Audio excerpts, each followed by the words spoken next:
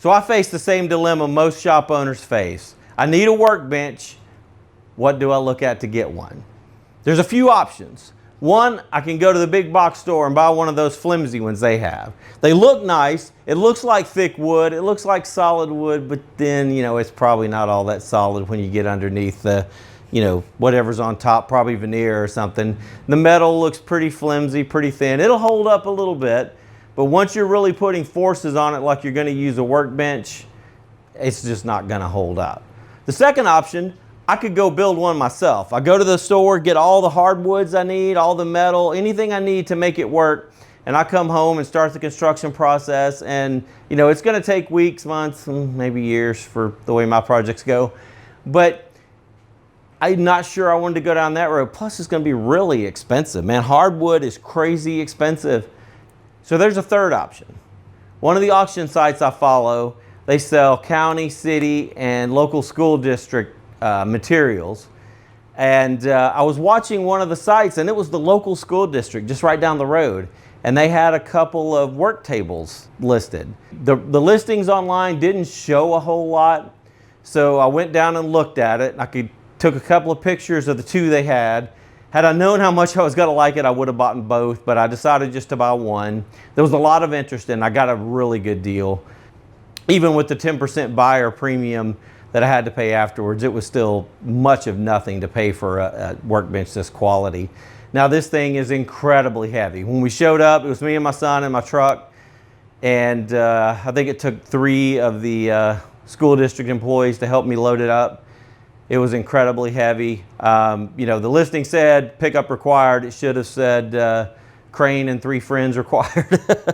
I don't have any footage of us trying to get this thing in the truck. We were a little too busy contemplating life choices at that minute to hit record. Once we got it home though, it was easy enough to get it unwrapped. I tarped it before I brought it home. We were able to get the tarp off. They had added some doors to it, and we were able to get those removed, get anything inside of it off just to help remove a little bit of the weight. And then we were able to take the tractor out and get it off. If the good Lord didn't want us using pallet forks, He would not have given us hydraulics.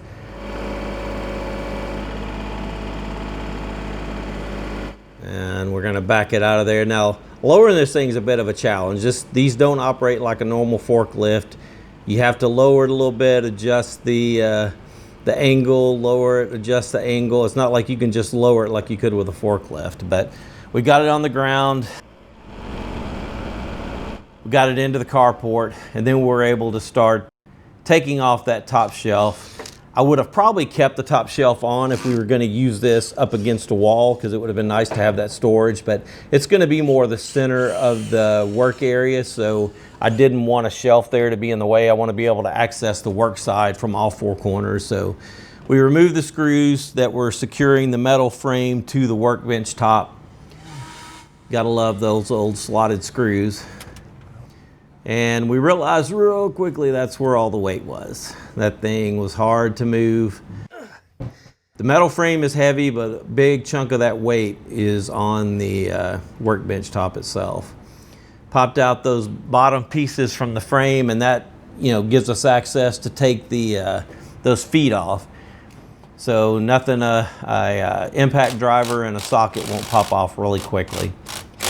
And I love the look of these feet. I don't know what I'm gonna do with them. I'm not gonna throw them away or just get rid of them. We started off trying to do media blasting, and it worked great for a minute.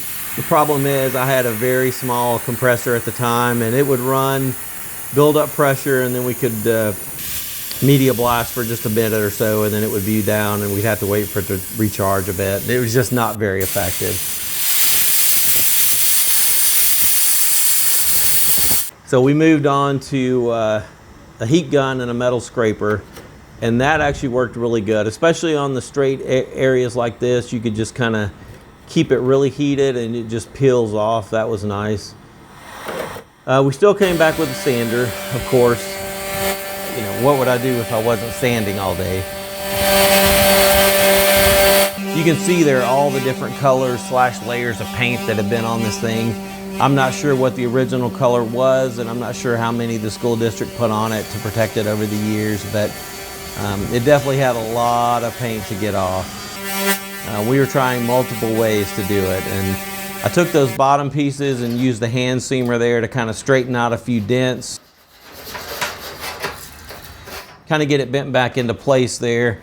It wasn't done perfectly, but you know, we got it cleaned up. And then we removed all the extra hardware. It looked like this. It may have been a hook at some point that was holding something, and then part of the hook broke off.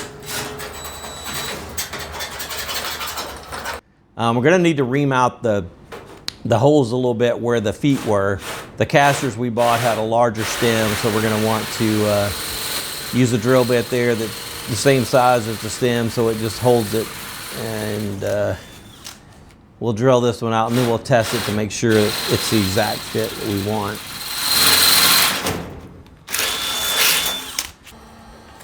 And there we go, it fit perfectly. So we go back and forth, right? It's just like anything. We're using the media blaster for a bit. We'll use the sandpaper for a bit and the sander.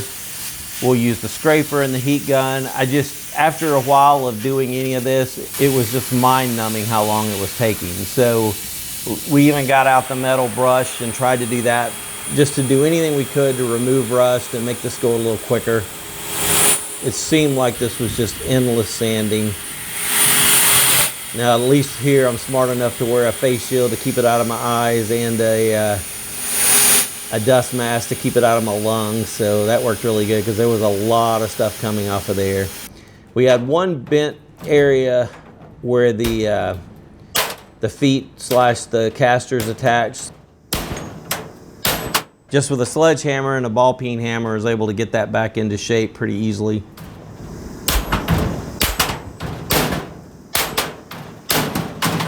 But man, it's loud. That is the loudest noise inside the carport with that. Now, I did see on here that it's got the Sheffield name. I believe that's just the name of the metal itself. I don't believe that's the manufacturer of this Workbench base here. I know Booz is the name of the Workbench top, but I believe that's all they make is the tops. I could be wrong though. Decided to use this Rust-Oleum hammered paint. It kind of forms almost like a bubbled finish, you know, a finish that's not perfectly smooth, so that way it kind of hides some of the imperfections. Some of those imperfections caused by the school district, and some of them are probably caused by me, but either way, it did a really good job, and I like the way it turned out.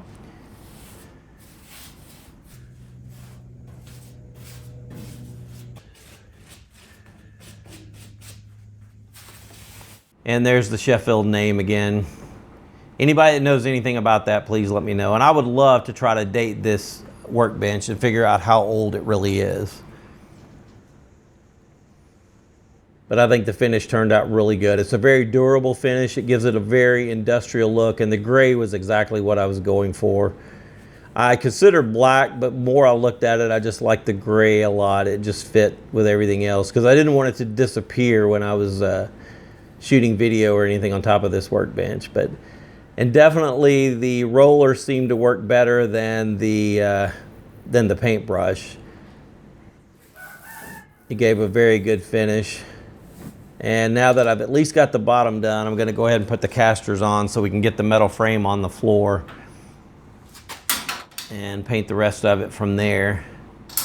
Again, these work really good. The little yellow piece there goes back and forth. It can either lower the wheels or raise the wheels, so it's either on wheels or it's not.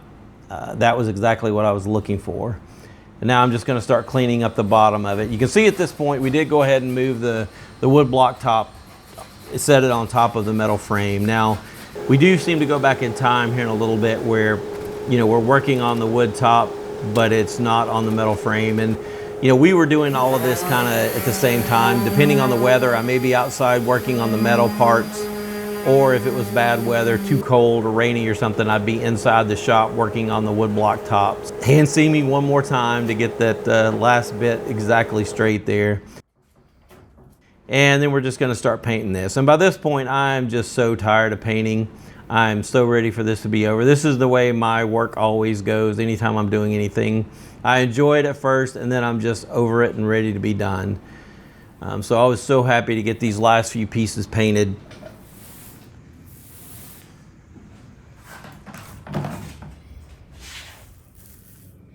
And everything's painted there except for the edges. I still got to come back and get those. So I put some blocks on there so I can just get to the edges without making a mess and get those done.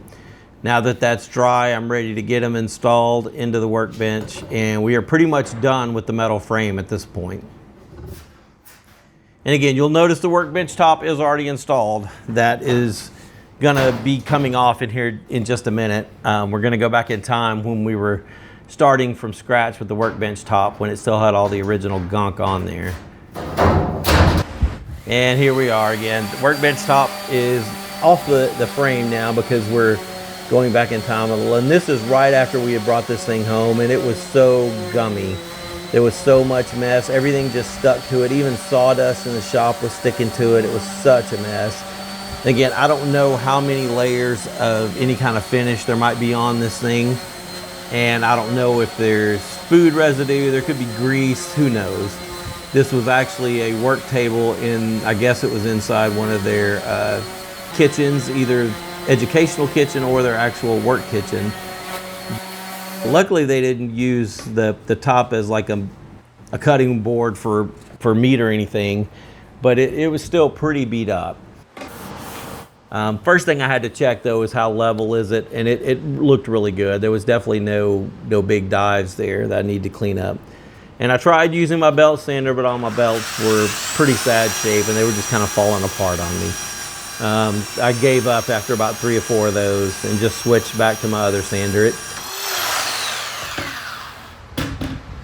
This thing was getting double duty, working outside, cleaning up the metal frame and working inside, but it does a fantastic job. Somewhere I've got a hose that I can hook this up to my dust extractor, but I couldn't find it, so I just, put the little bag on it. But there's definitely a lot of dust floating around there. I needed to probably do a better job of having the dust extractor hooked up. And I'm realizing real quickly this sandpaper, I've already went through probably an entire package of sandpaper just to get this little bit done. It is taking forever. The gumminess on it is just gumming up the sandpaper like crazy. It doesn't take very long until it is completely gummed up and just a big mess. So I'm frustrated by this point. Trying to figure out what my next options are. So just like we had used it outside, I said, well, let me try the metal brush and see if that'll get that gummy mess off. It did kind of move the gumminess around, but it really didn't remove it. So I was still stuck with it, even though it had kind of shifted it around a little bit. So I wanted to try a couple of things. The first thing I decided, well, let's use some citrus strip. I've got some in the shop already. I had for another project a while back. We'll put this on and see how well it gets through all this gunky mess.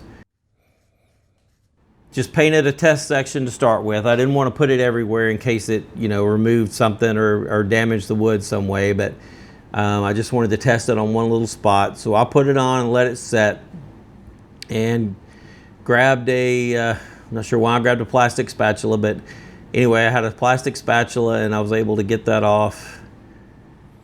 The scraper did a pretty good job. But I'm pretty impressed with this. I do have one more thing I want to test before we call this the solution for sure. And here I am using my brilliance. I decided to use the heat gun, but I'm still using the plastic scraper.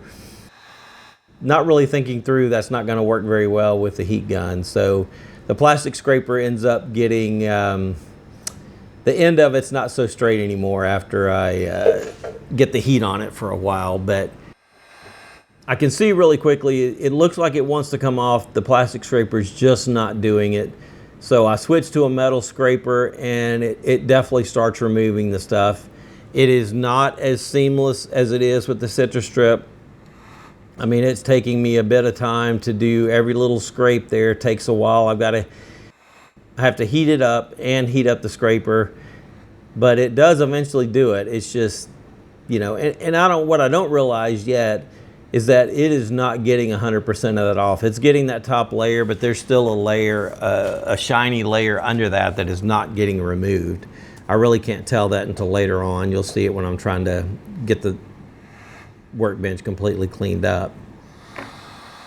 So I decided to go back with the citrus strip. That was definitely, out of those two options, it was definitely the way to go. And actually it's better than sanding. I'm still gonna have plenty of sanding to do to get this workbench where I want it, but at least getting this gunky mess off, the citrus strip is going to be night and day better than anything else. So I'm going to use this whole section here and get this probably third or fourth of the workbench completely done. And again, I'm back with the plastic scraper again. Not sure why I hadn't already switched to the metal one, but it definitely was not in good shape here. You'll see it even looks like it's not even there, but you know, I melted the end of it so it didn't scrape very cleanly, but it still does a pretty good job.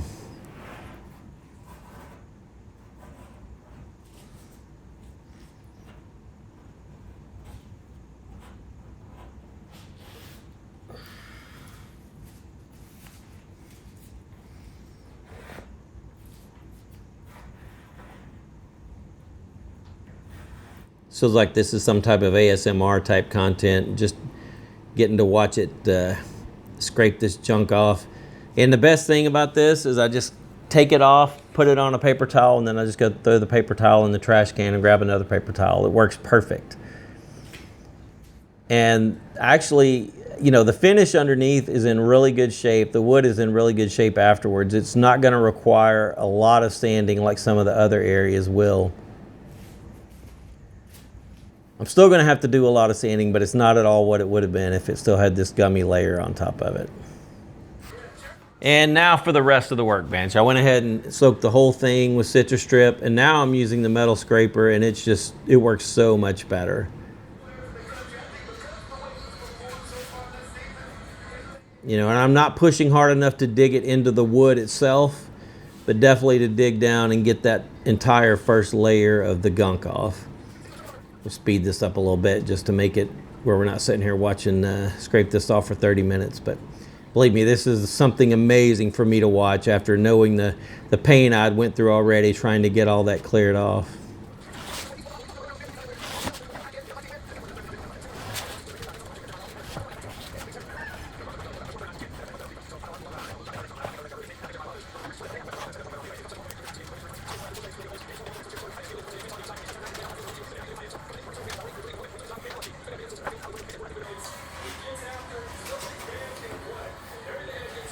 And you're starting to really see the wood now, to see a little bit of what it really looks like. It was hard to see it at all, see any of the grain through all the gunk that was on there, but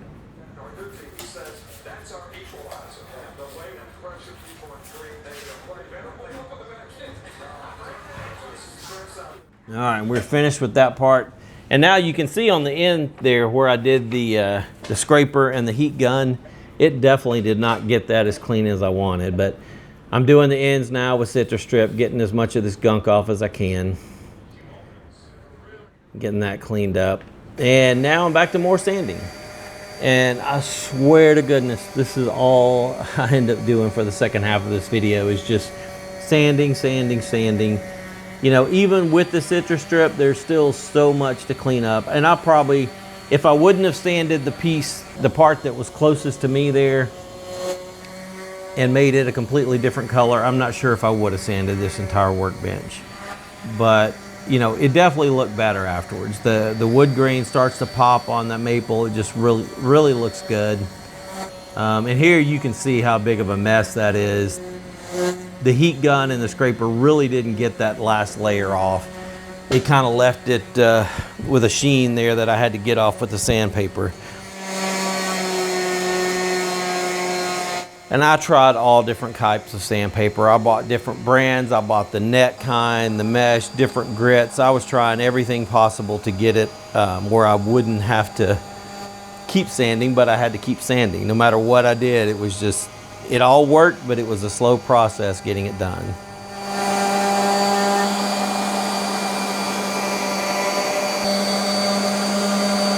You know, and it looks so nice when you're standing like this. You see one little bit start to change color and get the way you want it, and you get so excited, and then you look and you kind of realize how much more you've got to do and realize it's just going to take you a while to ever get it done. But I'm glad I spent the time doing it, but at the time it was very frustrating having to go through it. And of course now just working on the ends, trying to get those cleaned up. And there's the boost block name again. I don't want to completely erase that. I want to clean it up around it, but I want a little bit of that visible there. And there's those holes that were left over from the shelf bracket. So I'm going to fill those in with some putty. And there's a couple of cracks and everything else that's been damaged there. We'll get that all filled in and get it sanded down.